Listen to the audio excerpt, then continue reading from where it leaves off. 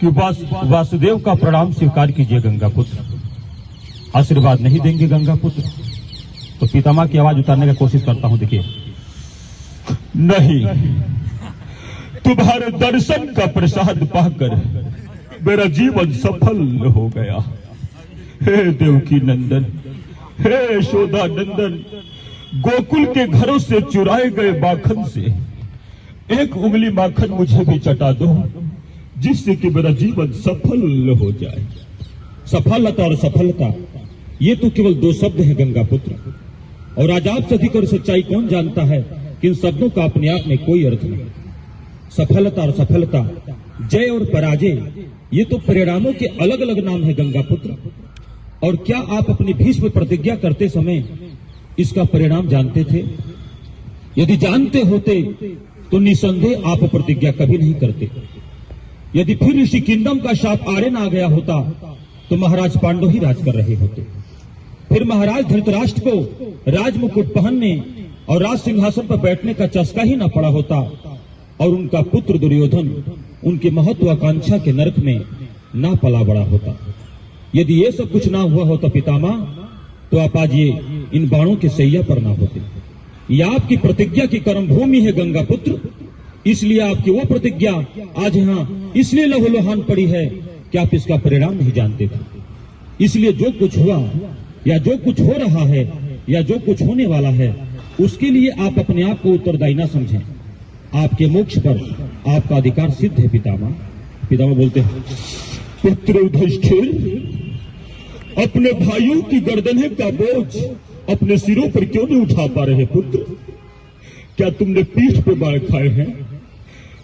ये अभिमन्यु की बात करने नहीं आए गंगा पुत्र, तो क्या इन्होंने किसी ने निहत्थे शत्रु का वध किया है वासुदेव?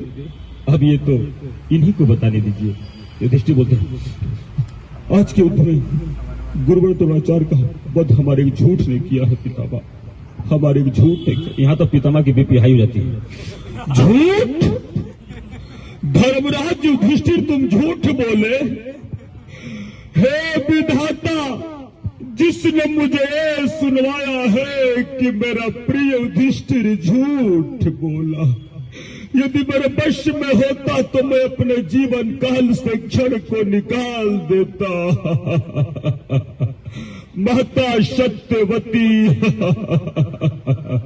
हाँ महता सत्यवती, यदि आप अपने जीवन काल से एक एक अपरेक्षणों को निकालते रहेंगे गंगा पुत्र, तो आपके पास तो कोई जीवन काल ही नहीं बचेगा। ये पांचों भाई मिलकर भी द्रोणाचार्य का वध नहीं कर सकते थे। तो क्या ये धर्मयुद्ध हार जाते कि दुर्योधन इतिहास कायरों से लिखवा लिया होता कि भरत वंश की कोलवती द्रौपदी वेश्या थी, कि लक्षागृह का षड्यंत्र रचा ही नहीं गया था, कि क्या दुर्योधन इस धर्मयुद्ध के पक्ष में था? गुरुवर द्रोणाचार्य ने महाराज धृतराष्ट्र के नमक को प्रधान माना और धर्म की ओर ध्यान नहीं दिया। परंतु इनके साथ तुम थे देवकी नंदन। हे चक्रधारी, हे गिरिधर, भला तुम्हारे सामने कोई द्रोण या कोई भीष्म कितने पल टिक सकता था? कितने पल? किंतु मैं तो इस युद्ध में शस्त्र न उठाने के लिए वचनबद्ध था गंगा पुत्र। तो क्या तुम मुझ पे नहीं दौड़ पड़े थे देवकी नंदन? हो तो आपकी वीरता को मेरा प्रणाम था गंगा पुत्र भीष्म, मेरा प्रणाम था। अर्थात आपने इन्हें क्षमा कर दिया न पितामह। तुम्हारी अनुशंसा को कौन नकार सकता है वासुदेव, कौन नकार सकता है? बहुत बहुत धन्यवाद।